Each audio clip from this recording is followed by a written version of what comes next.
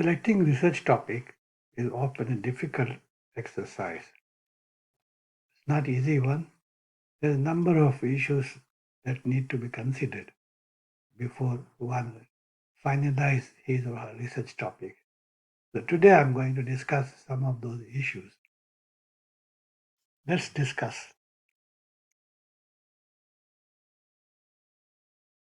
What I'm going to do is discuss some of these issues. Number one is how to identify a good research topic. In other words, what are the key attributes of a good research topic? And next one is how to generate ideas. And next one is how to turn ideas into good research questions and objectives. And finally, how to write a research proposal. So let's get started. The first question that comes is about research topic is about whether the topic that one intends to examine is it feasible. When we say when we talk about feasibility, it means whether the research can be done within the resources that the researcher has with him or her. It's not only about whether somebody is very fascinated about a topic. It's about weighing, or considering several other issues. For example, whether the researcher has the kind of skills which is required for the kind of topic that he or she wants to pursue. For example, if he wants to do research which involves qualitative methodology, then that that question comes into mind whether the researcher has got the skills or the knowledge of how to conduct a qualitative research, or if the research involves the mixed methodology, whether the researcher has a good idea on what is called mixed method and what are the techniques that is required, or maybe the quantitative one. Similar issues may come in. So a good understanding of the entire process of research from beginning to end, from topic selections to literature review, generating ideas, developing research hypotheses, uh, and then of course about other methodological issues like sampling, measurement, analysis of the data, and so on and so forth. All those things become very, very important. So it's very important that before somebody launches himself or herself on the research program, they should be very well trained in the research methodology.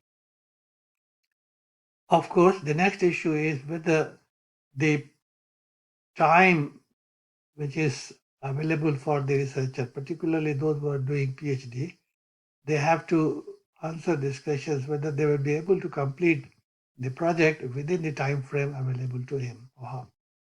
Right?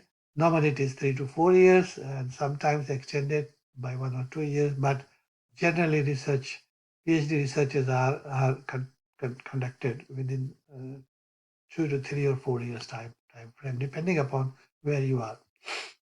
The next issue is whether the research topic may be current now, but by the time the research is over, the thesis is being completed, submitted to the university, whether the topic still remains the interest of other academics, whether it is still current or it has become outdated. So that also is very important issue. And the next one is, of course, about the financial and other resources, because research of this nature, which involves 3 to 4 years time period, requires funding issues, whether it is in terms of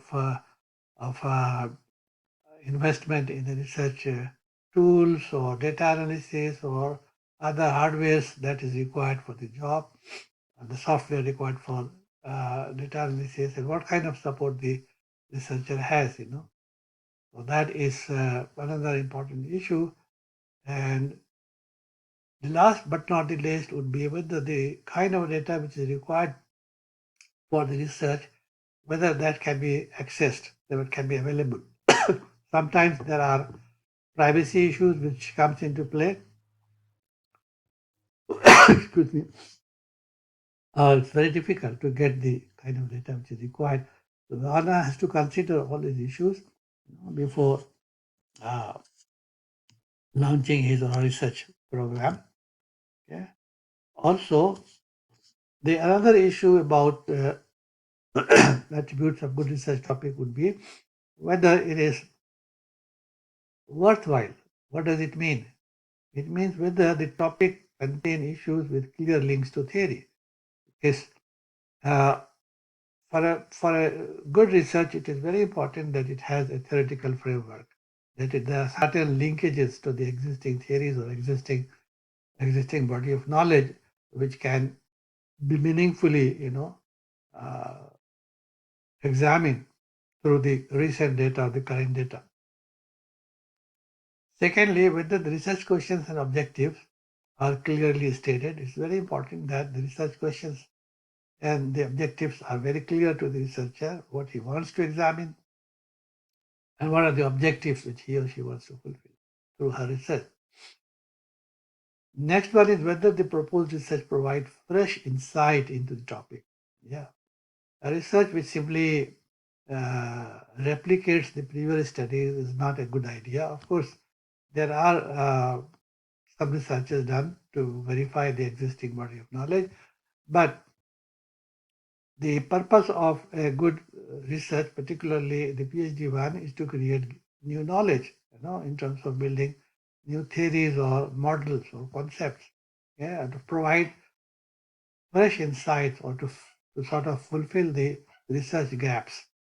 So that also is very important, whether the research that one is going to conduct is going to provide some new insights into the area of study. Next one is, are the findings likely to be symmetrical? That is, of interest, similar interest or value with whatever is the outcome, whether the hypothesis has been supported or rejected. It doesn't matter. In both cases, the finding should be of interest or value to the body of knowledge. And next one would be whether the research topic match your career goals. So this is a good question or issue for those who are doing PhD research to, to select a topic so that it can help you in achieving your career goals. Because if you finish your PhD, you would be recognized as a specialist of your field. So think about it, what kind of career you want to choose and whether the topic will help you in getting that kind of career. The next one is how to generate, research ideas. There are several techniques which is listed here. It could be the rational thinking, creative thinking. Of course, the best way is to search the literature and find out the research gaps. Scanning the media, there are some burning issues, relevant issues, current issues, which are being discussed in the media that can also give some idea of a good research topic. Brainstorming with a select group of people to generate research questions or ideas. Also go to the library, explore past projects and see, what kind of studies have been conducted in your area of interest. And of course, discussions with the colleagues and the professors in your area of specialization. Once you have tentatively chosen a topic, the next thing is to conduct some kind of a preliminary study to test those ideas, maybe on a smaller sample that may lead you to publish maybe a research paper. And through that preliminary study, maybe you can continue testing your ideas and then integrating those ideas into a bigger picture and developing a comprehensive research proposal. Next question is how to write research questions, right? So the ideas here is that uh, a research question should produce clear conclusions. It should be at the right level, that it should not be too easy or too difficult, should not be too descriptive, it should not be too long, and also avoid questions that do not generate new insights. Some of the examples over here would be uh,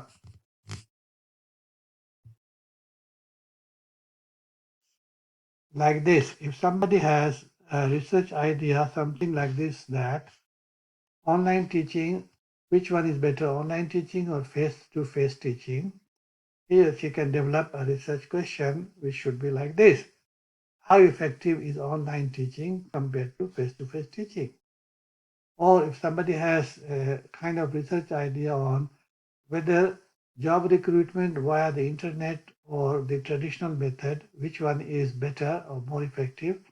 Yeah, the question could be written like this. How effective is recruiting for new staff via the internet compared to the traditional method?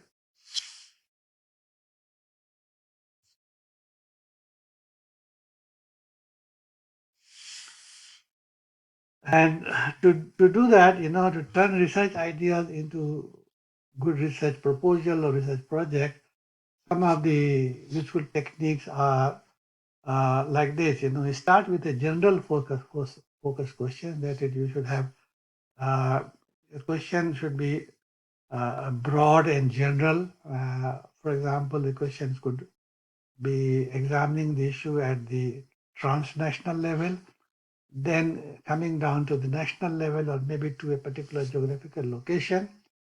So what does it mean is that you should try to narrow down or narrow focus your research questions from broad to the more general, more narrow one, like sort of peeling off the layers after layers and then reaching to the essence of the research question. Just like this Russian doll, you know, which has dolls inside doll and dolls inside doll. Okay? And of course, discuss your ideas, research ideas with your lecturers in your area of specialization.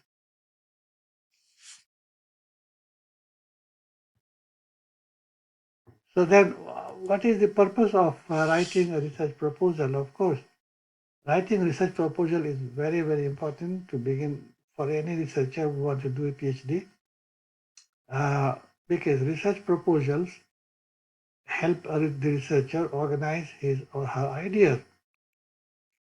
You know, and of course, once the research proposal is written, it can it is a very systematic presentation of the research ideas, and once it is being presented before the committee, then the researcher can convince the committee about the importance of the research and the feasibility of the research and everything else that is associated with that research topic.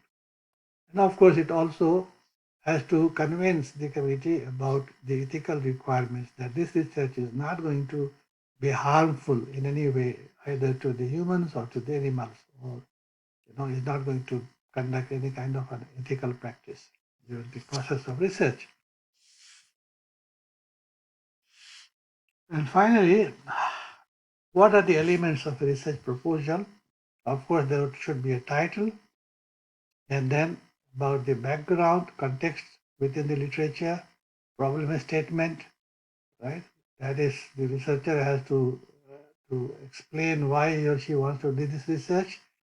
Okay, what is the problem that he or she wants to examine, and then of course the research questions and exam and objectives, what you seek to achieve, followed by the literature review. A good literature review is very important part of the research proposal, which should lead to the generation of your research hypothesis as well as the conceptual framework, that is interlinkages among the research variables. The next part is called methodology, which should present in detail the research design, research context, sample and sampling design, data source, instruments to be used for research, and method of data collection as well as data analysis. And that is the time scale, that is another resources that is needed for the research project. And finally is the references that has been included in the research proposal. That's all in brief about selection of research topics. So to summarize, selection of research topic means that you need to formulate and clarify the research topic, examine whether it is feasible, whether it is worthwhile, and things like that.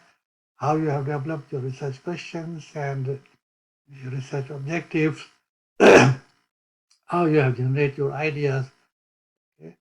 And then, of course, how you have written your research proposal. So the whole idea behind this exercise is to meet the requirements of the examining body through writing the research proposal. And you need to use a variety of techniques when generating research ideas. And finally, focus on clear questions based on relevant research. That's all. Thank you very much.